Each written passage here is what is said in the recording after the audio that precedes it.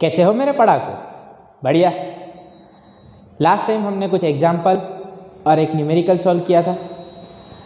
आज हम पढ़ने वाले हैं एक थियरी मतलब एक ग्राफ को स्टडी करना है। आज का टॉपिक है stress strain curve. For different materials the graph of stress versus strain will be different.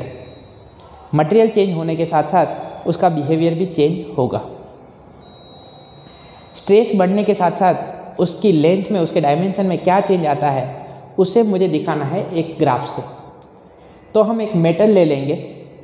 As we increase the force acting on the metal step by step, then what is the increase in the dimension of the body that we have to record experimentally. वो record कर लेंगे, फिर वो जो result मिलेंगे उनसे हम draw कर सकते हैं स्ट्रेस वर्सेस स्ट्रेन कर्व। क्या ठीक? तो आइए स्टार्ट करते हैं topic stress versus strain curve.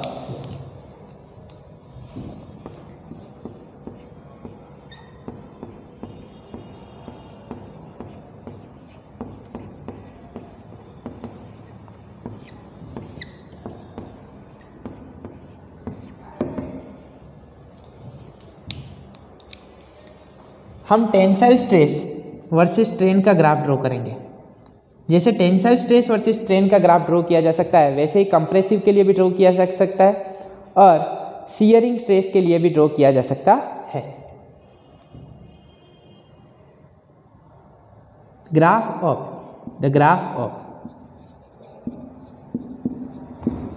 Stress versus strain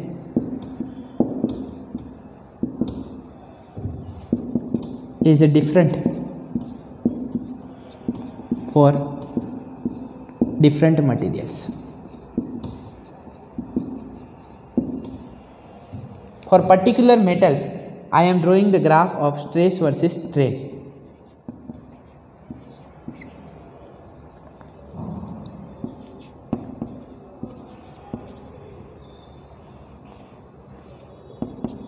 जो हमें एनसीईआरटी बुक में जो ग्राफ दिया गया है वही ग्राफ हम ले लेते हैं।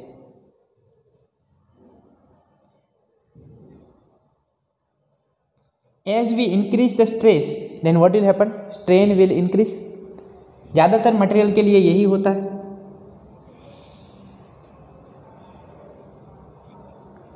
This is point O and here I am taking A.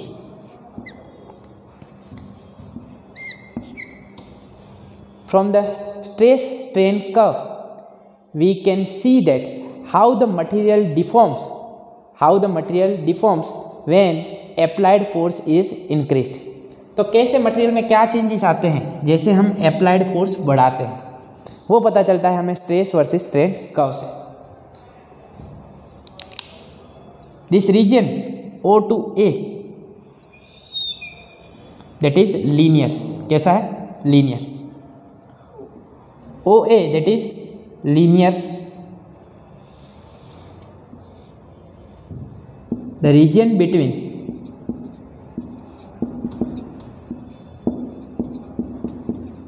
O to A is linear।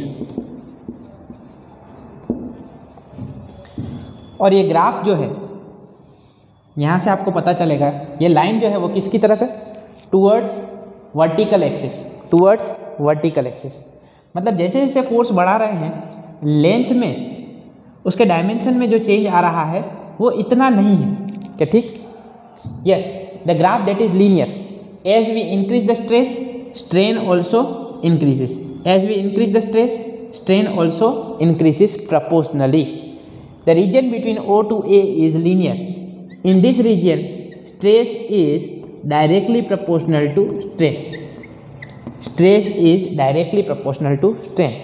It means in this region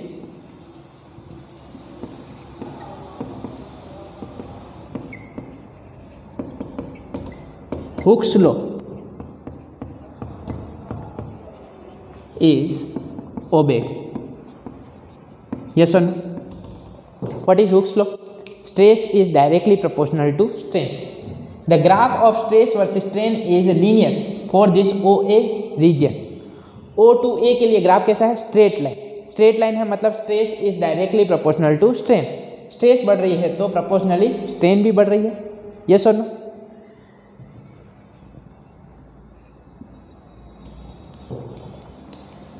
now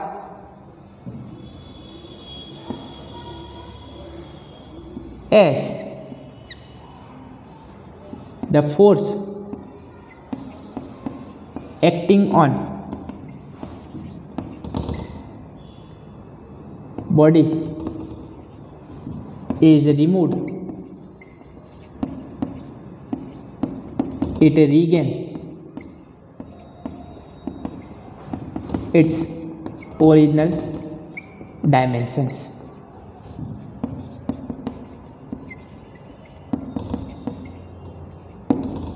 In this region, as the force acting on the body is removed, it regain its original dimensions.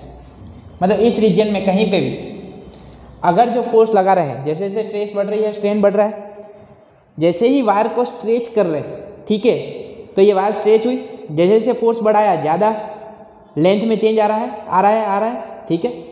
कहाँ तक पहुँचे? O to A। यहाँ तक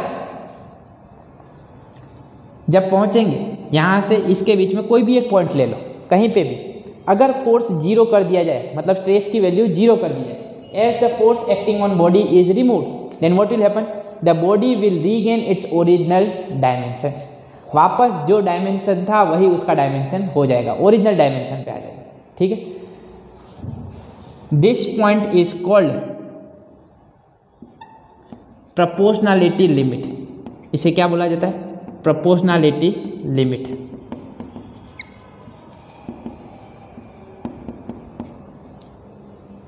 Because up to this stress is directly proportional to strain। क्या ठीक? तो यहाँ पे जब भी हम फोर्स जीरो कर देंगे तो वापस बॉडी अपने ओरिजिनल शेप में, ओरिजिनल साइज में आ जाएगी। क्या ठीक?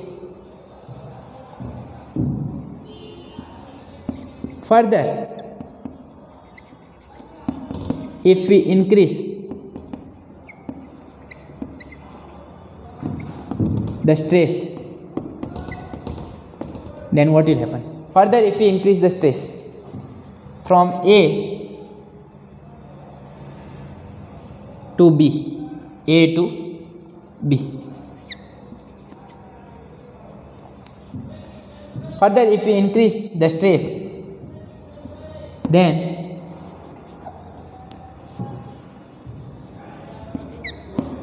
stress is not proportional to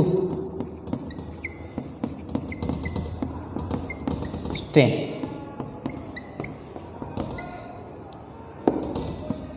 In the region from A to B, A से B में जाएं तो स्ट्रेस बढ़ी तो स्ट्रेन भी बढ़ी, but the graph that is not linear. A से बी का रीजन देखो तो लीनियर नहीं है। So in the region from A to B stress is not proportional to strain. In this region Hooke's law is not obeyed. Stress is not proportional to strain. Stress बढ़ाओगे तो strain बढ़ेगी सही, but not proportionally, not proportionally.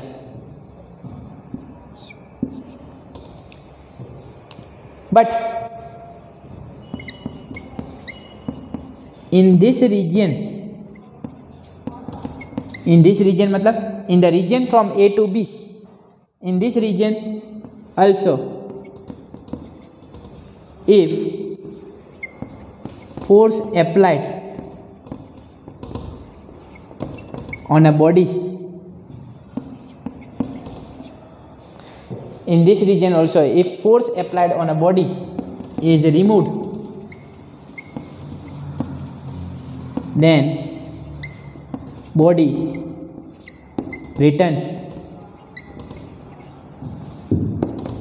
to its original dimensions।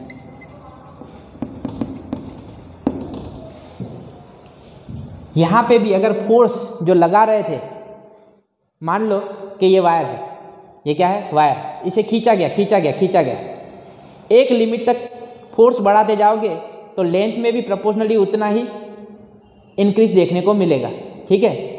पर जैसे ही हम point A पे पहुंच गए, उसके बाद अगर आपने स्ट्रेस की वैल्यू बढ़ाई, मतलब फोर्स बढ़ाया, फोर्स पर unit area if you increase, then what will happen,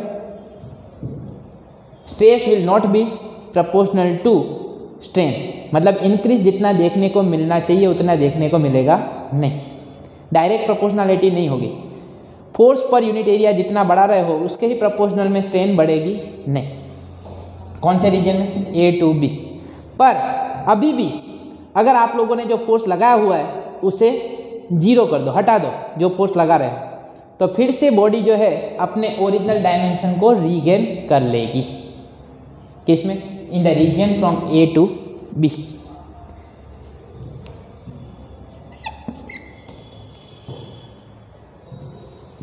point B is called yield point. क्या बोला जाता है, this point B is called yield point और it is called elastic point. Point B is called yield point और elastic point. Elastic point मतलब क्या, यहाँ तक मैक्सिमम, यहाँ तक बॉडी कैसी रहेगी, इलास्टिक, मतलब फोर्स हटाओगे वापस अपने ओरिजिनल डायमेंशन रीगेन कर लेगी। इसके बाद अगर बढ़ाया तो बॉडी अपना ओरिजिनल डायमेंशन रीगेन कर पाएगी नहीं। This is the yield point, last, जहाँ पे हम फोर्स जीरो कर देंगे तो बॉडी अपने ओरिजिनल डायमेंशन को रीगेन कर लेगी, ठीक है। Stress at yield point is called yield strength. क्या बोला जाता है, yield strength. Stress at yield point, कौन सा point, yield point, that is B. Stress at this point is called yield strength. क्या बोला जाता है, yield strength, and it is denoted by sigma Y. किससे डिनोट किया जाता है, sigma Y. This is called yield strength. क्या ठीक। अब आगे अगर फोर्स बढ़ाया जाएगा, मतलब स्ट्रेस बढ़ाया जाएगा, तो कैसा बिहेवियर रहेगा वो देखते हैं, पर उससे पहले आप लोग इतना लिख लो।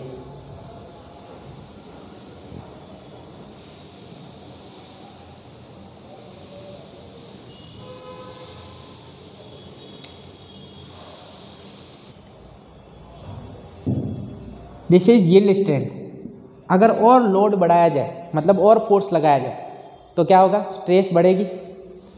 As the load is increased,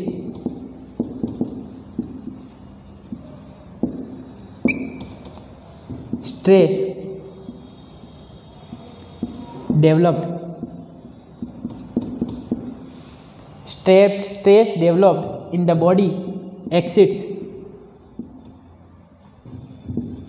yield strength,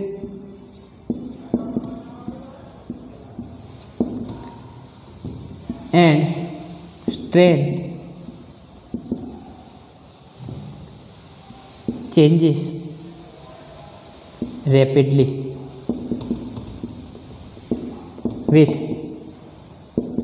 increase in stress. As the load is increased, stress developed exceeds yield strength.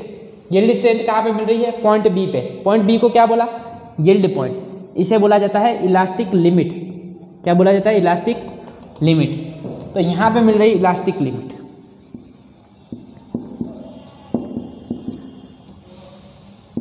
अगर यहाँ से और ज़्यादा स्ट्रेस बढ़ाई गई तो क्या होगा, strain increases rapidly, strain changes rapidly, मतलब कर्व कुछ ऐसा मिलेगा। This type of curve we will get. This is point D. तो जैसे देखो यहाँ से हम जो स्ट्रेस बढ़ा रहे हैं, इतने पोर्शन में इतनी स्ट्रेस बढ़ाने पे स्ट्रेन में जो चेंज आ रहा है वो इतना ज़्यादा है. Yes or no? As the load is increased, then stress developed in the material exceeds yield strain, and strain changes rapidly with the increase in stress. So in the region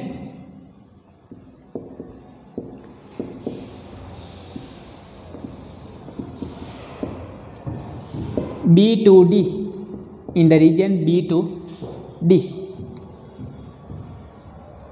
stress is directly proportional to strain from O to A only. Here in this region Hooke's law is obeyed. Now in the region from B to D, stress increases rapidly with the increase in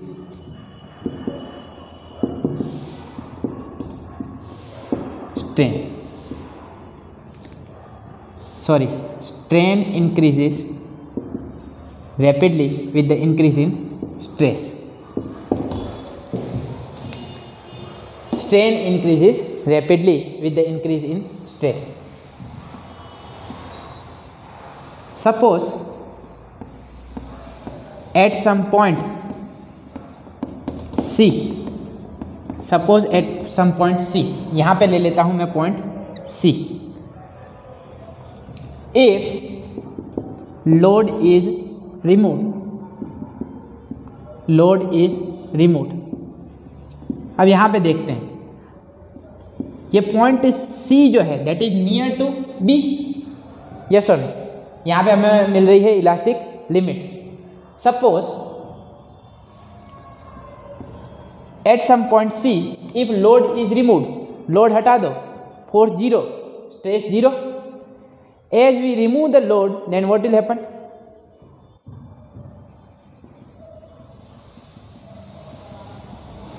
The body should regain its original dimension. But here what happens? If load is removed, then also body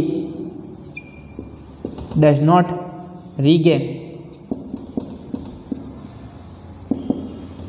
its original dimension.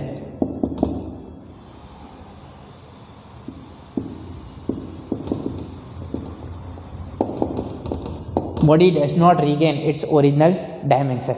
अगर original dimension regain कर लेता तो अगर मैं stress 0 करता तो strain भी क्या होनी जानी चाहिए? 0.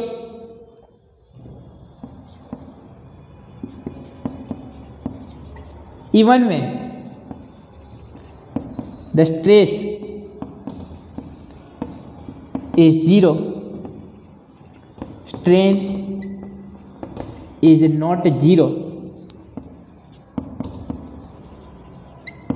in this case. Even when the stress is 0, the strain is not 0. Stress मैंने 0 कर दी पर क्या स्ट्रेन 0 हुई? नहीं. स्ट्रेस 0 करोगे तो स्ट्रेन आप लोगों को कुछ मिलेगी, स्ट्रेन 0 हुई नहीं. This is called permanent set.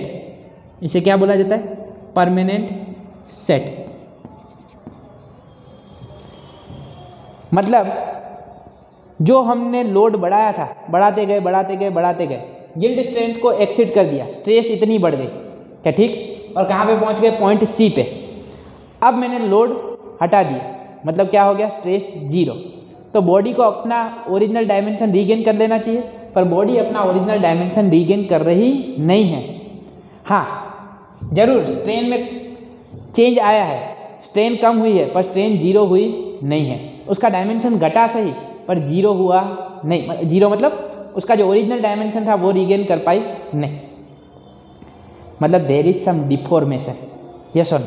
And that deformation is called plastic deformation. What is called? Plastic deformation.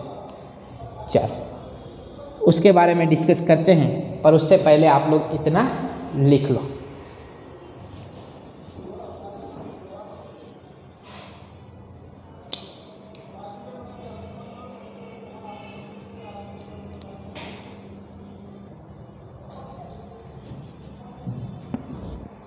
When the stress is zero, strain is not zero. Stress is zero, strain is not zero, and the material is said to have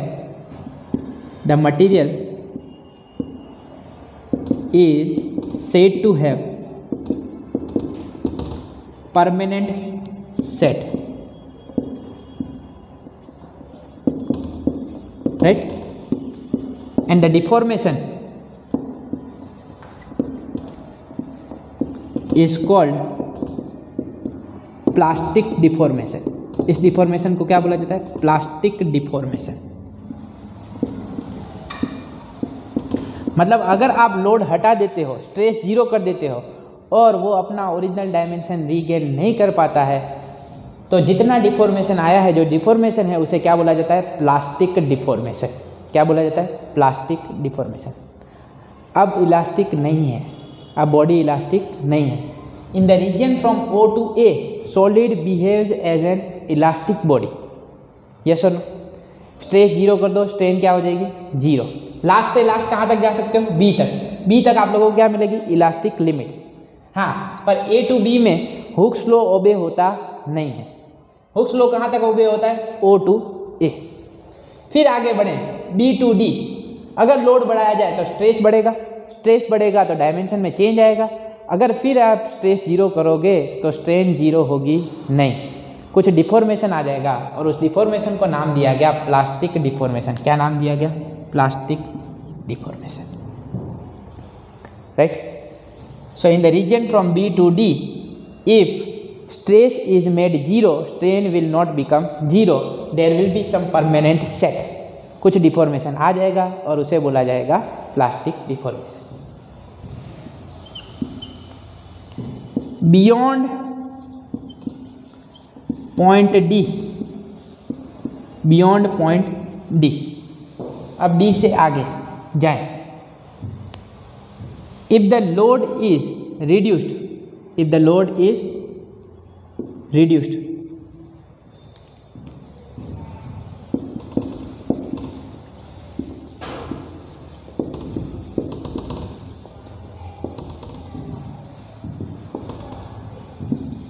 then also some strain is there in the body. Beyond point D, if the load is reduced, then also some strain is there in the body. It means strain increases. आप देख सकते हो strain बढ़ रही है, load reduce किया पर strain बढ़ रही है। Beyond point D, load reduce होने से स्ट्रेन भी कम होनी चाहिए, पर वो चीज़ हो पा रही नहीं है। Point E is called fracture point. इसे क्या बोला जाता है? Fracture point. मतलब इस पॉइंट पे आगे बॉडी टूट जाएगी। फ्रैक्चर पॉइंट एक लिमिट होती है, आप लोड बढ़ाते जाओगे, बढ़ाते जाओगे, बढ़ाते जाओगे, बॉडी बियर करेगी, सस्टेन करेगी, पर कुछ हद तक अगर फोर्स ज़्यादा ही बढ़ गया है, एक limit beyond point D, if you will reduce the load, अगर लोड रखा हुआ है, जीरो नहीं है, if you reduce the load, then also there will be some strain and after some time the body will break, टूट जाएगी। And the point E is called fracture point. इसे क्या बोला जाता है? Fracture point. If D and E are close, if this D and E point are close, मतलब ये जो मैक्सिमम स्ट्रेस जो हमें मिली, ठीक है, उसके बाद अगर फ्रैक्चर जल्दी हो जाता है, अगर बॉडी टूट जाती है, इसके बाद बियर नहीं कर पाती है, तो ऐसी बॉडी को क्या बोला जाता है? द बॉडी इज कॉल्ड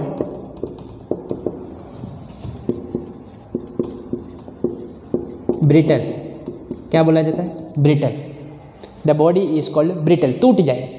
अगर ये दोनों नज़दीक हैं तो मतलब आप लोगों ने स्ट्रेस बढ़ाई कुछ मैक्सिमम हद तक गए, बियर किया, फिर उसके बाद तुरंत टूट जाए, फिर उसके बाद उसकी डायमेंशन में ज़्यादा चेंज आएगा नहीं और सीधा टूट जाए। क्या ठीक? If D and E are far apart, अगर डिस्टेंस ज़्यादा होगा, if D and E are far apart, then the body is called ductile. कैसी बोली जाती? डक्टाइल। फॉर एग्जाम्पल च्युइंगम ले लें, च्युइंगम ले लें, खींचा जाए, ठीक है, उसके बाद भी थोड़ा सा उसके डायमेंशन में चेंज आए और उसके बाद टूटे, यस और नो? डायमेंशन में चेंज आता जाए तो कैसी बॉडी हो गई? डक्टाइल। अगर तुरंत तो टूट जाए तो कैसी हो गई? ब्रिटल। क्या ठीक? ये हो गया फ्रैक्चर पॉइंट, यहाँ पे पहुँचते ही बॉडी ब्रेक हो जाएगी, टूट जाएगी। क्या समझ में आया? तो ये है stress versus strain curve, and this stress versus strain curve will be different for different materials. Different material के लिए डिफरेंट कर्व मिल सकते हैं। क्या ठीक? ये हमने एक पर्टिकुलर मेटल के लिए ड्रॉ किया है। ओके, क्या क्लियर है? लिखना है, इतना जल्दी से लिख लो।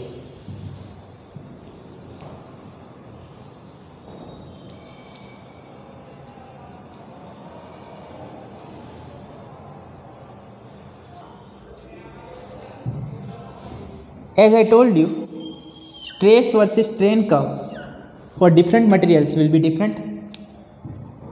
For elastomers, the stress curve versus strain curve will be like this. From this graph you can see that in above graph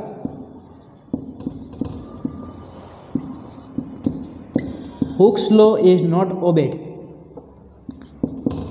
Hooke's law is not obeyed.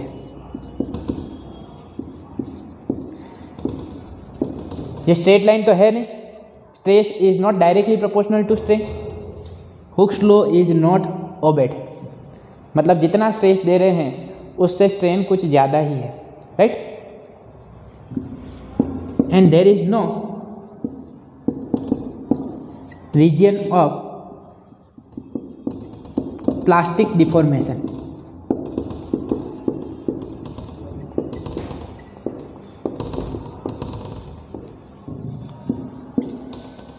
Actually this is the graph for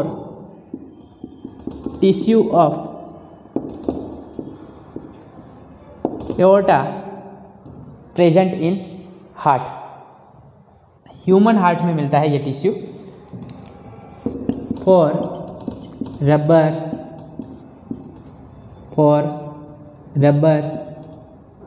tissue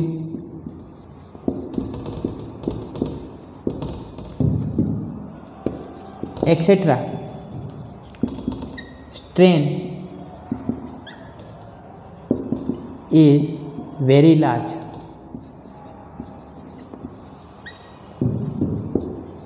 For given stress, such substances are called elastomers. इनको क्या बोला जाता है? Elastomers. If strain produced is very large in comparison to stress, जितनी stress बढ़ा रहे हैं, जितना लोड बढ़ा रहे हैं, उसके कंपेरिजन में डायमेंशन में ज़्यादा ही चेंज आ रहा है, तो ऐसे सब्सटेंसेस को क्या बोला जाता है? इलास्टोमर्स। उनको बोला जाता है elastomers. If we stretch the rubber then change in the dimension of rubber is very large in comparison to original length of the rubber. उसकी कंपैरिजन में ज़्यादा ही स्ट्रेच होगा, यस और no, that we can observe in the rubber. तो ऐसे substances को क्या बोला जाता है, इलास्टोमर्स। तो स्ट्रेस वर्सेस स्ट्रेन का टॉपिक यहाँ पे ख़त्म होता है। यहाँ पे मैं स्टॉप कर रहा हूँ। स्वस्थ रहें, मस्त रहें, दीपक सर के साथ पढ़ते रहें। मिलते हैं नेक्स्ट लेक्चर में, तब तक के लिए बाय बाय, थैंक यू।